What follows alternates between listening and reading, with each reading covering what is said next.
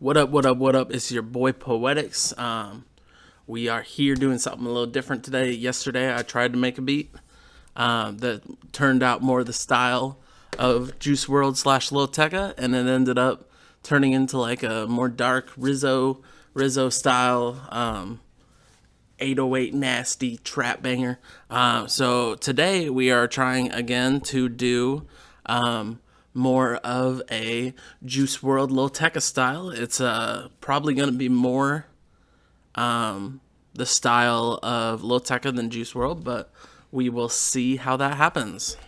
Okay, so the first thing about like LIL TECCA style beats are you want to have around like 140 to 150, usually never over 150. I mean, that really depends on things. So what I did was I got a dope little sample from Splice from a Kyoto pack. It's by Origin Sounds. It's a super dope. It's got like this kind of marimba xylophone vibe. I tuned it up 3 semitones, so it's up to B minor. So yeah, it's got that like. So I always throw something in Serato sample. And then the second note's right there. So we're going to put a thing right there. And then the third one's right there.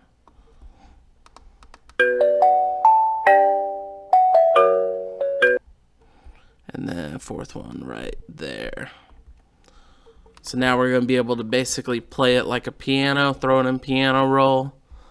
And then we're going to...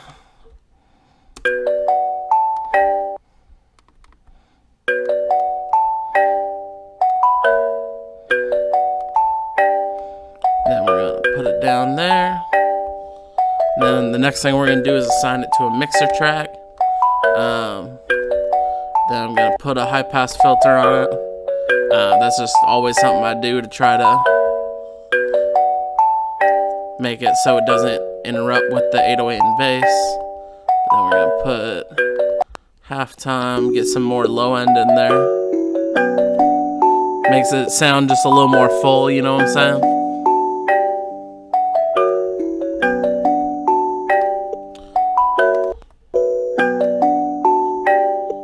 Put a little bit of distortion, and then a little lower on the output to get it down closer to the volume we're looking for.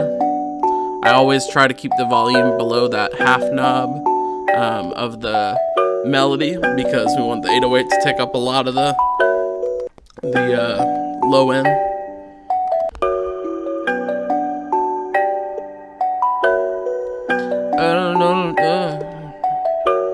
Oh yeah, if you guys follow me, you're gonna be getting a lot of audio of me just basically humming melodies and stuff. I'm always trying to come up, because one of my things is if I can't come up with a hook idea, how's an artist gonna be able to come up with a hook idea? Because it has to, you got to be able to come up with a hook idea within like 5 minutes of hearing a beat. Just because if you can't, it's like, well then why are you recording to the beat? You know what I'm saying? So next thing we're gonna do is put in a clap. We're gonna have it be over here.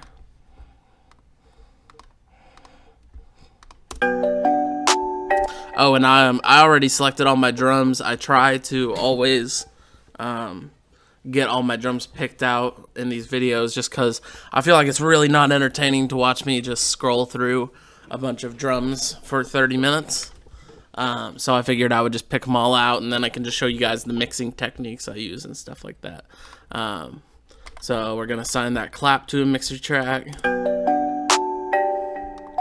And then I always put sausage fattener on my claps, kicks, and snares, and usually 808s.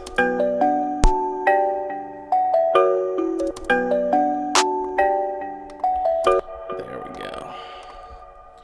And then put a clap right there, put a clap right there, and put a clap right there. And then this is a really dope pattern I've found in a bunch of Juice WRLD beats, is you have it go clap, rim, rim, clap, and then the next time it goes rim clap, and then a little bit of space, rim.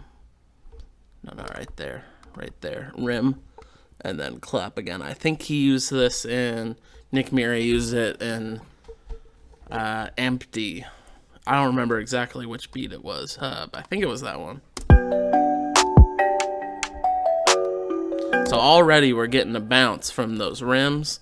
It's doing a little something to make you bob your head, and we haven't even put in a friggin' hi-hat yet, so.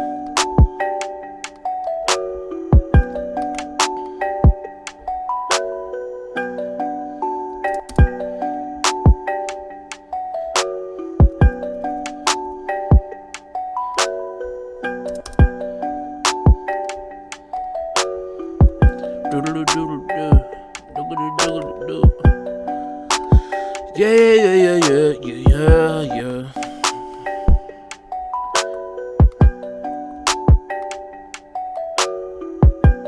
So put sausage fattener on it, then bring it down. Put it just a little bit above the clap. I don't like that clap's got. It's a little bit lean to the left, so I'm gonna put a mid filter on it just so it's back in mono, because you want the clap to hit equal on both sides.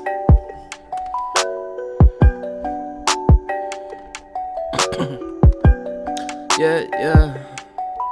I got it right on the way. I gotta know it. I gotta do it okay. I gotta do it okay. Yeah. There we go. I'm feeling that. I'm gonna put some sausage fattener on this rim. Oh, same thing. Yeah. So the reason I picked that melody was just because I felt like it fit the vibe, and I just wanted to record this video, show you guys like how to do the, show you guys a good BPM for LIL TECCA style beats and the drums and stuff, because I feel like that means a little bit more.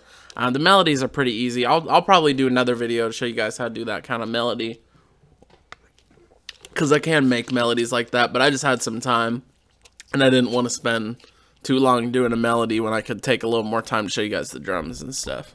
Because a lot of people were telling me that they liked the mix of the last beat, so I want to kind of show you guys a little bit more of my mixing techniques. I cut a little bit of that out on the last video just because I didn't want to overdo it.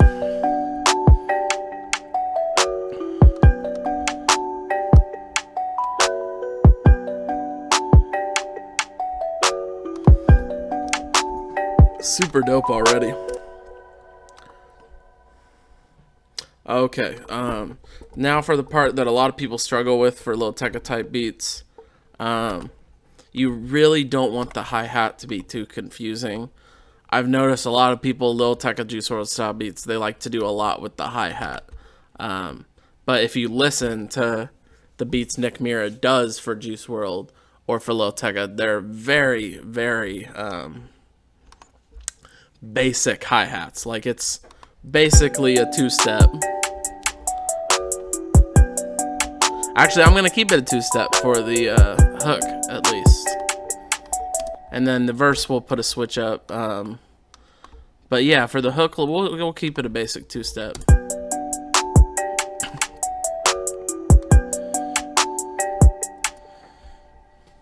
Okay, so next thing we're going to do is I'm going to copy the kick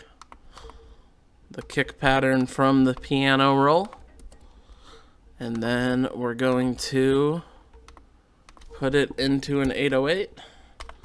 I selected two different 808s just because I was like, if I'm not feeling this one, I can switch over to this one. It's kind of a little bit different style. I just don't want to waste your guys' time with selecting too much stuff. I want this video to be pretty basic, just to kind of show you how to do the patterns and stuff to where you'll be knocking out these style beats in no time. Generally, like, okay, so this is in C, nice and easy. So we're just going to lower that down to B, since this beat was made in the melodies in B minor. So should fit perfectly.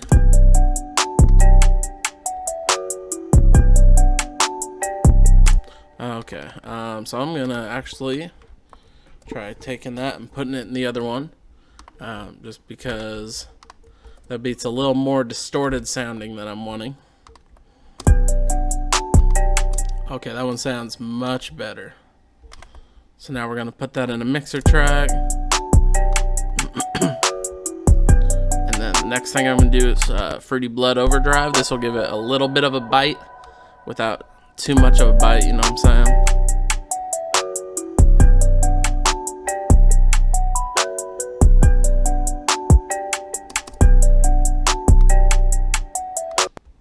And then some sausage fattener just to get that volume right, and then we're gonna lower it.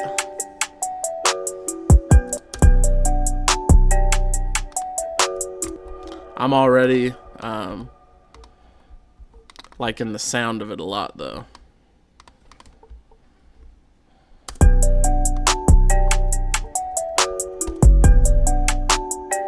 Oh, before I forget, we gotta go and put an envelope on it.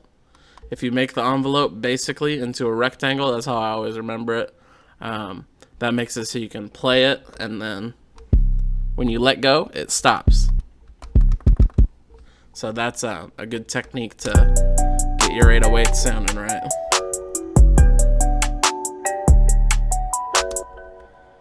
Okay, so we're gonna go.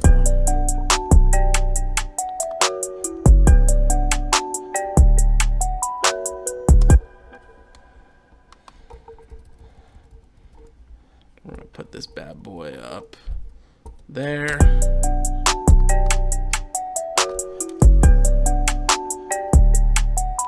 Yeah, yeah. Woo! Okay, so next thing we're gonna do an open hi-hat.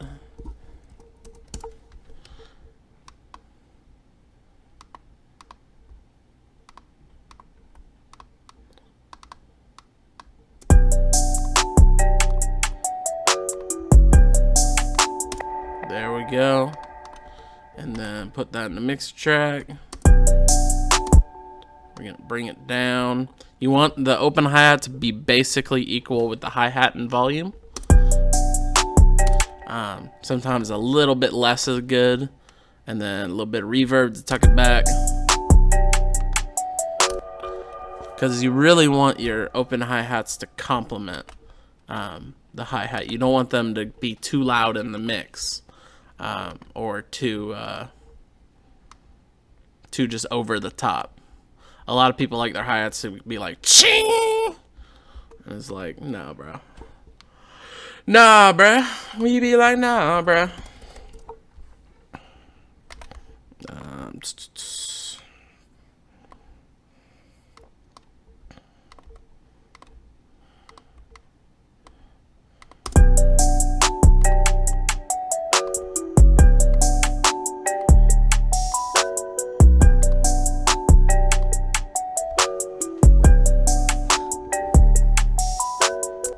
Yeah, so that's already sounding good. I'm gonna actually keep that open hi-hat too.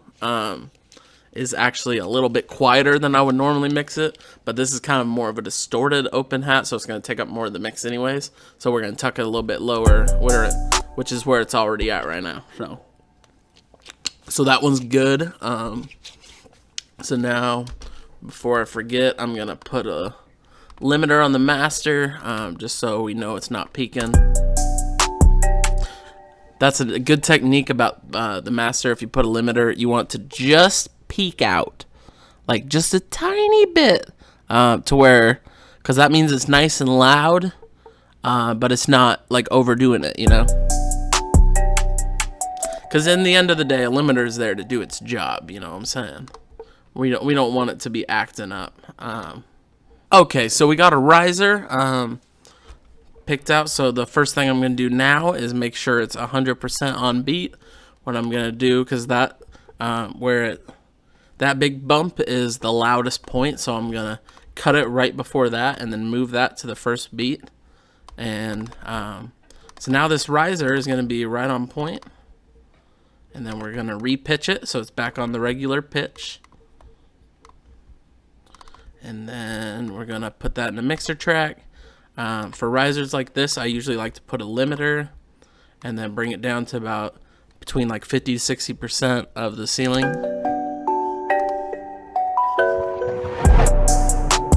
And then I'm actually gonna bring it back down a little bit more and then put Fruity Reverb 2 on that.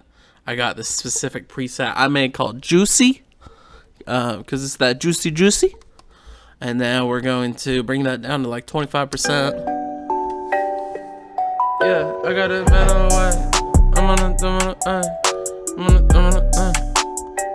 Okay, so come back for part 2. In part 2, which will be posted soon after this one, I'm going to show you how to structure the beat and make the full song structure. So come back for that.